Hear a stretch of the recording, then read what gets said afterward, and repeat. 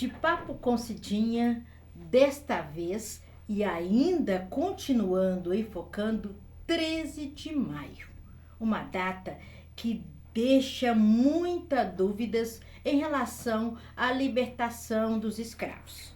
E hoje nós vamos estar conversando com o professor de História Colonial, Brasil Colonial, aqui da Universidade Federal do Triângulo Mineiro.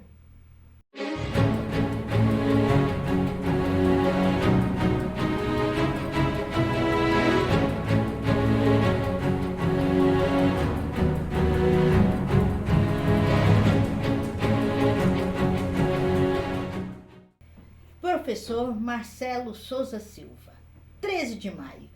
Como que o senhor vê essa data? Bom, primeiro eu queria agradecer pelo convite para participar aqui do seu programa. Para mim é um prazer falar sobre esse tema. O 13 de maio é uma data indiscutivelmente muito importante. É lógico que ela não significa o que significava há muitos anos atrás, quando se falava especialmente do papel da princesa Isabel na libertação das pessoas escravizadas. Mas ainda assim é um momento crucial para a gente entender a história do Brasil e como se deu o processo de libertação. É um momento que foi muito comemorado na época, né, em 1888, quando foi criada a Lei Áurea, e eu acredito que ele então tem que ser assim, continuar sendo esse momento de celebração e de trazer à memória não só a figura da princesa Isabel, mas de todos os outros personagens e todas as pessoas que até então estavam escondidas na história, que são importantes nesse processo de libertação. Pois é, uma questão questionável, né? Muitos falaram, muitos já abordaram uma questão, o papel da princesa Isabel nesse 13 de maio. A princesa Isabel, ela não foi a protagonista. Ela assinou a Lei Áurea devido a uma pressão muito grande que estava acontecendo na sociedade, pelo menos desde a década de 1870. Mas ela volta muito antes. A pressão social pelo fim da escravidão vinha acontecendo há muitas décadas no Brasil e no mundo, e toda essa pressão de movimentos da sociedade e também de ações das pessoas que eram escravizadas levaram a princesa Isabel, que estava como regente, né? O seu pai, o imperador Dom Pedro II, estava viajando, ela estava como regente, então ela atendeu a essas pressões e promulgou e criou a Lei Áurea, né? Mas ela não faz parte, é um movimento maior, né? Quando a gente diz, ela faz parte, mas ela não é protagonista desse movimento, porque você teve muitos abolicionistas em várias camadas da sociedade que lutaram pelo fim da escravidão. A década de 1880, que é a década em que vai se encerrar, né, a escravidão, em vários lugares já estavam ocorrendo movimentos, fugas em massa, ações na justiça, né? A gente tem um abolicionista muito famoso, que era muito famoso na época, que era um advogado negro, o Luiz Gama, né? Ele é um dos grandes heróis do abolicionismo brasileiro, né? Até há pouco tempo ele era pouco conhecido, mas foi feito um filme dele há um tempo atrás, né? Ele tem tomado mais lugar assim, nos debates, né? Assim como ele, muitos abolicionistas anônimos lutaram bastante. As pessoas que estavam escravizadas também fugiam, formavam associações, formavam grandes quilombos, né? Tinha um grande quilombo na década de 1880 no Rio de Janeiro, em outras cidades também, né? Mas eu estou lembrando desse do Rio de Janeiro, que era onde hoje em dia é o bairro do Leblon. E era um grande quilombo que abrigava pessoas que estavam fugindo da escravidão, e foi um grande centro de mobilização abolicionista, né? Lembrando que o Rio de Janeiro na época era a capital do Império, né? Então era um movimento importante, e eles usavam uma flor, né, a camélia, que era a flor, eles vendiam essa flor, produziam lá, vendiam, e essa flor acabou sendo usada depois como símbolo, né, dos abolicionistas, daqueles que eram contra a escravidão, né? Então é um momento para refletir, comemorar a liberdade, né? E lembrar dos que lutaram pela abolição e que até então estavam anônimos. Reflexão. Comemoração.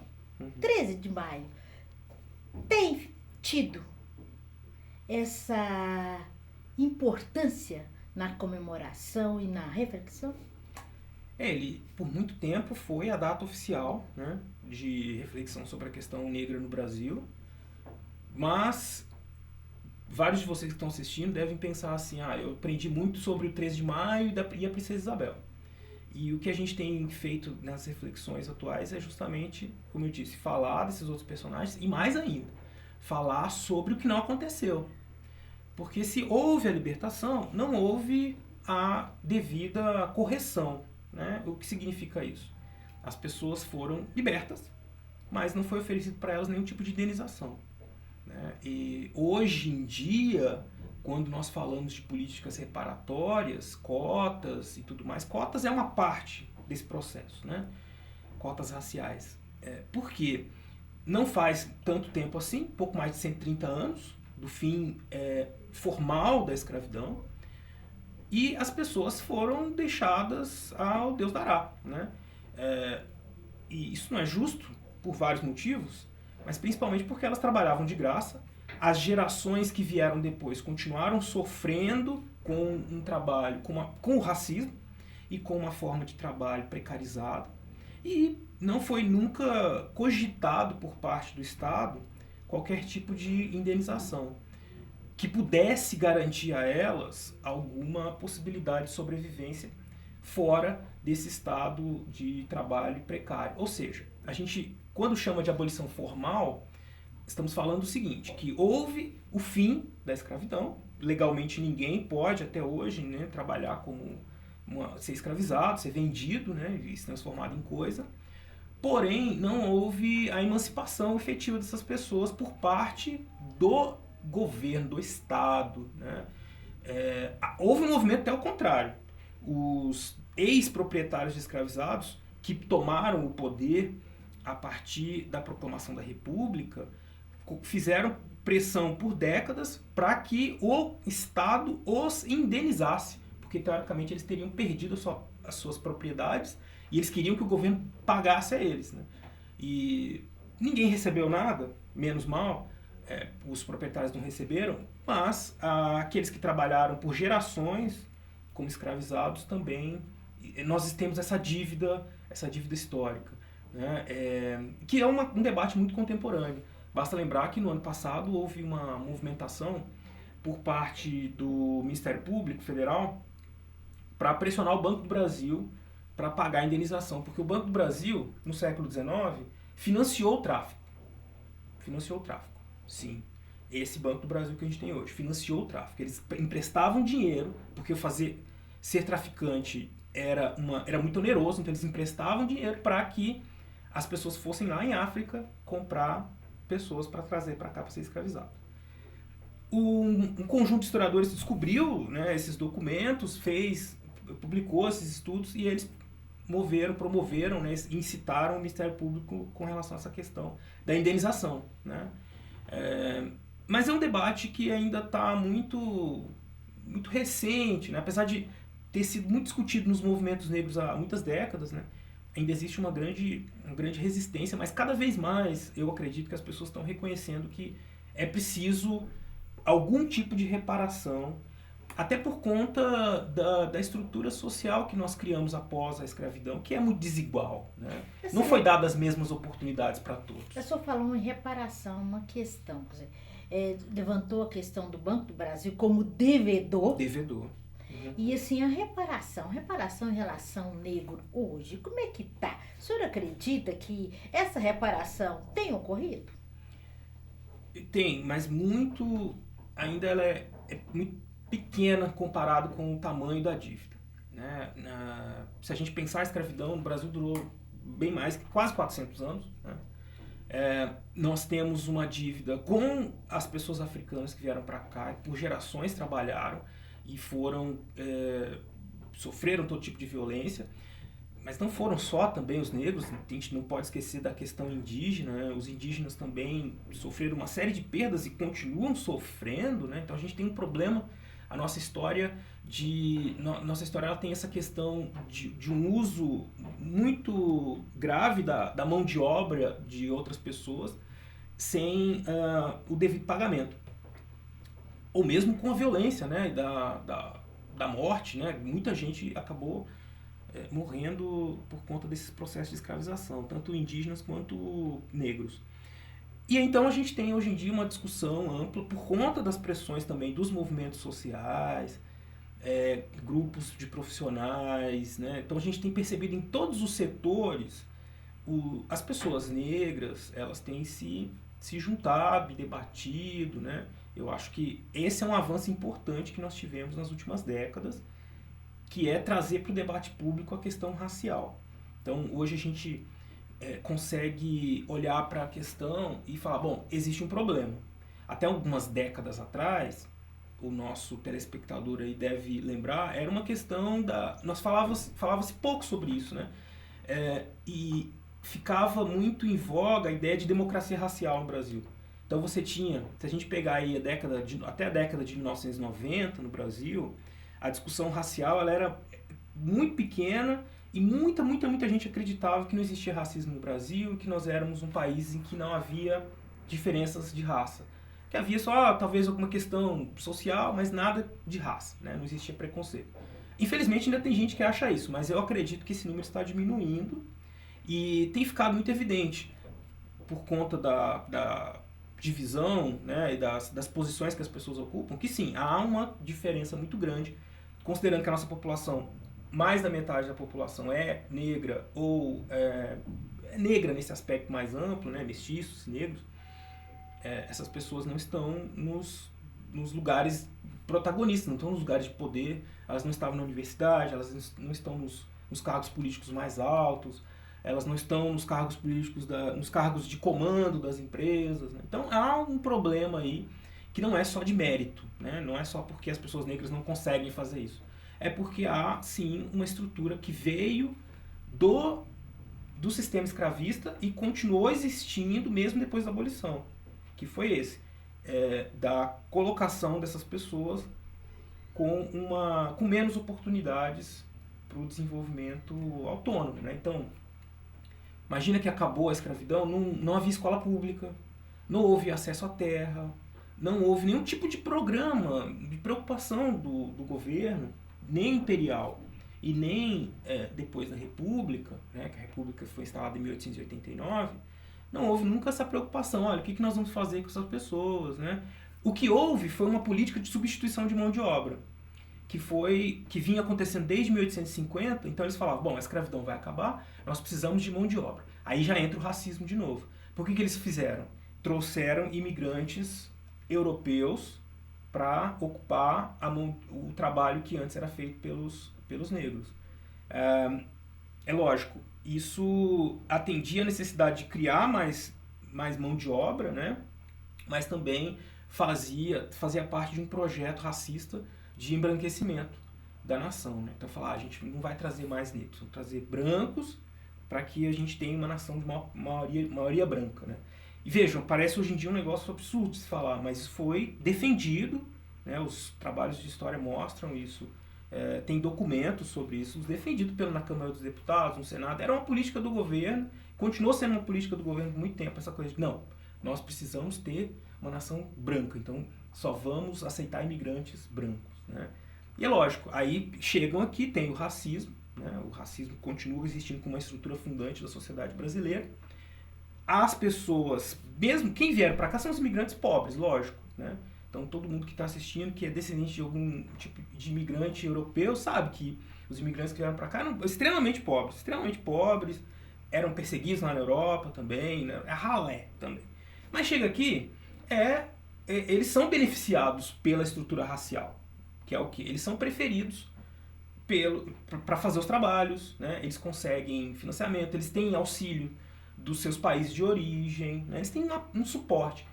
Com os nossos aqui, nós nunca fizemos isso, né? Os nossos brasileiros que foram libertos, até poucas décadas atrás não havia nenhuma... Era como se eles não existissem, era... Se virem aí. E foi isso que foi feito, né? Os negros e negras libertos sobreviveram, lutaram, tem uma história muito bonita de luta, desde o fim da abolição.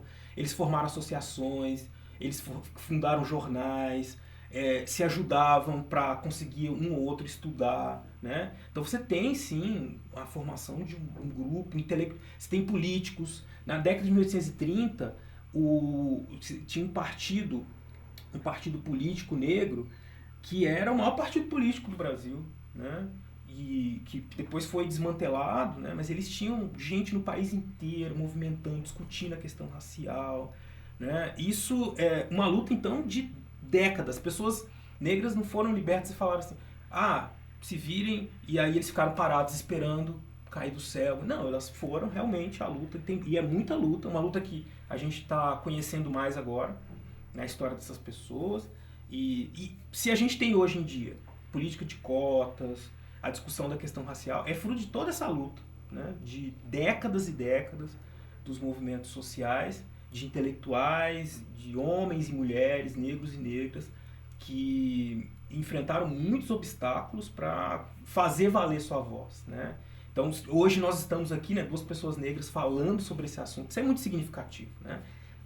Me sinto assim muito honrado de ter essa oportunidade graças a todas essas incontáveis pessoas que lutaram tanto, né, para que a gente pudesse estar aqui falando abertamente sobre esse assunto, né? Quer dizer, a luta do negro, ela é árdua.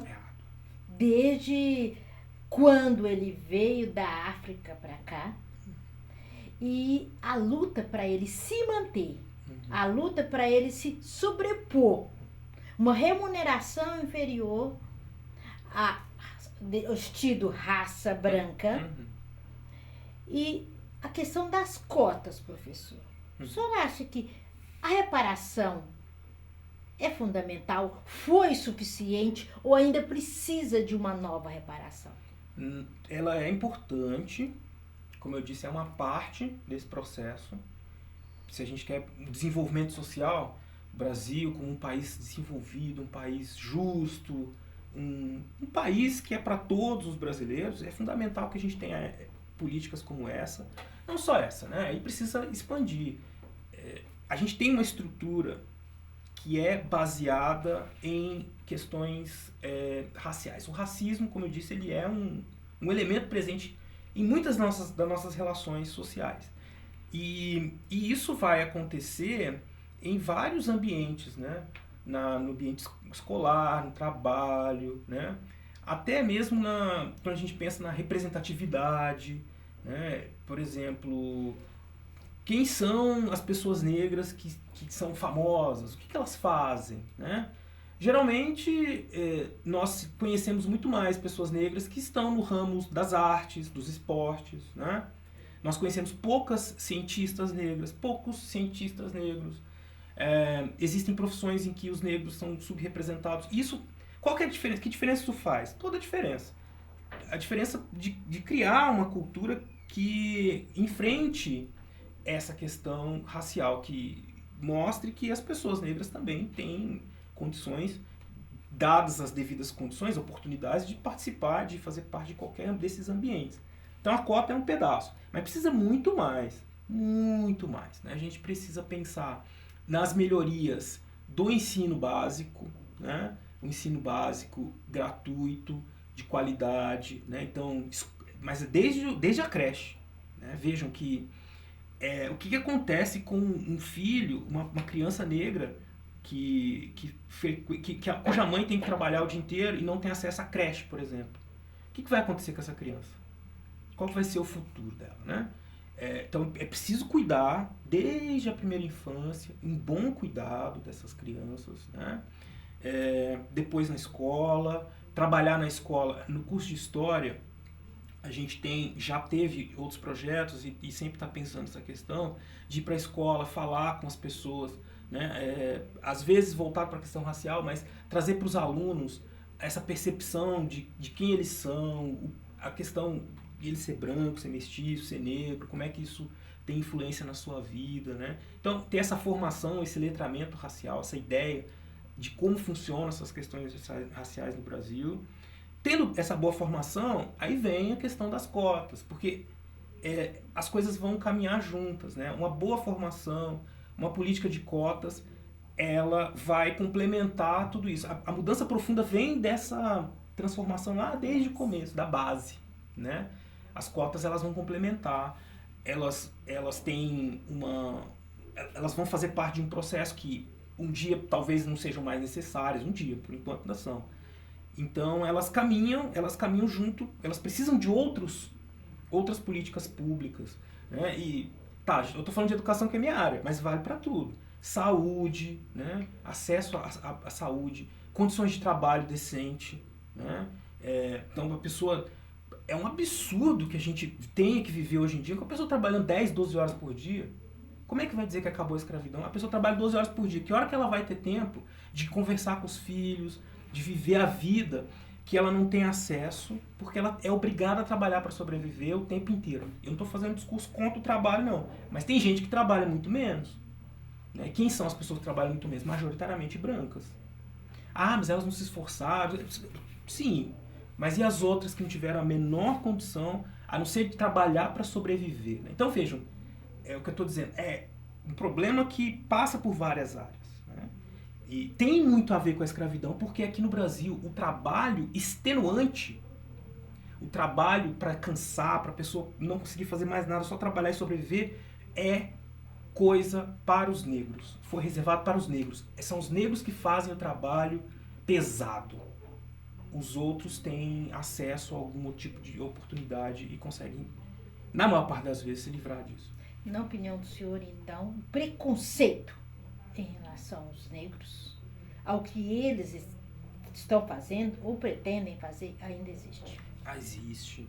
E ele cria barreiras intransponíveis, muitas vezes. Né? Quando eu estou falando dessa questão da representatividade, vamos voltar para a história do menino que não teve acesso à creche, foi criado sem a presença da mãe. Né? Mesmo que a mãe, eu não estou também julgando, né, a mãe e o pai, né, porque o pai também é importante. Essa criança, ela vai ter um certo desamparo, ela vai ter uma perspectiva de vida muito diferente, né, por conta dessas estruturas econômicas que fizeram que ela ficasse ali desamparada mesmo, em vários aspectos. E aí ela não vai ter as mesmas oportunidades. Ela já chega desigual, ela pode ser estudiosa, muitíssimo inteligente e tudo, mas e como é que ela vai desenvolver isso, né? Sem esse amparo? E eu acho que é o nosso dever, enquanto sociedade, no geral, fornecer esse tipo de amparo. Né? Isso não é assistencialismo, isso é uma correção, é a correção de uma estrutura, de uma coisa que nós criamos também enquanto sociedade, que foi a escravidão, né? E que nós perpetuamos por séculos, e acabou, mas não acabou, porque a estrutura social continua a mesma. Né? As pessoas não foram de fato libertas. Né? Então a gente precisa refletir muito e não só refletir, agir, né? Cobrar ações. Né? Tem pessoas que têm poder para decidir isso, né? No campo da macropolítica, mas no município também. Né? A gente tem que saber conversar e fazer essas demandas que vão causar mudanças efetivas, né? E não só paliativas, assim, temporárias. Né? A gente precisa de mudanças mais amplas. Né? Professor, resumidamente, né, eu queria que o senhor falasse 13 de maio, libertação dos escravos, liberdade acima de tudo, tá? Para nós estarmos encerrando. Olha, 13 de maio, então, é uma data que eu ressalto, é muito importante, não por causa da Princesa Isabel, mas por toda essa luta que aconteceu até a abolição e depois da abolição. Né? Então, é uma coisa pra gente, é um momento, o mês de maio, depois, na verdade, o ano inteiro. Né? 13 de maio a gente comemora e continua agindo, refletindo o resto do ano, porque é um problema que perpassa todos os âmbitos da nossa vida, né? Ela está presente, como eu disse, no nosso trabalho, na nossa vida social, cultural. Né? Então, mas é um momento também importante, maio, 13 de maio, né? Para que a gente possa criar essa consciência e nos unir cada vez mais em torno desse objetivo, que é o objetivo de efetivar o 13 de maio. Veio a liberdade, veio a lei, Mas e agora? Quando veio a liberdade formal, quando é que vai vir a liberdade oficial? Acho que essa é a questão, né? Que a gente pode lembrar no 3 de maio. Colocar essa provocação, colocar essa pergunta e espalhar isso por aí, né? Essas pessoas ficaram livres de verdade? Quais são os direitos, né, que elas têm? Quais são as reparações que vão ser feitas? E tudo isso para que a gente possa viver num país melhor, né? As pessoas... Então, o 3 de maio, vejam, a gente sai de uma data, né, 3 de maio, mas o que eu estou querendo que as pessoas pensem aqui é que se a gente tem vários problemas, problema de violência, problema da inflação, ou sei lá o que, a gente tem vários problemas. Muitos deles nós precisamos resolver na base, né? Essa base que é uma base muito desigual, né? A gente tem muitas desigualdades de classe, de raça, de gênero, né? As mulheres. Então nós precisamos quebrar isso de alguma forma, ou criar políticas para diminuir isso, essas desigualdades, para que efetivamente a gente possa ter aí comemorar de novo e sempre a liberdade. Mas liberdade e o sonho pela liberdade a gente tem que comemorar sempre, né? Eu acho que essa utopia, essa ideia, ela é fundamental, né? Se a gente não tem liberdade, a gente, né, não consegue... Ou se a gente não ser pela liberdade, né, a gente tem uma vida menos brilhante, né? E todo mundo tem direito a ter uma vida brilhante. Não é só uma pessoa ou outra. Todos nós nascemos para brilhar, como dizem. Obrigado, professor. De Papo com Cidinha ainda vai voltar. Aguarde.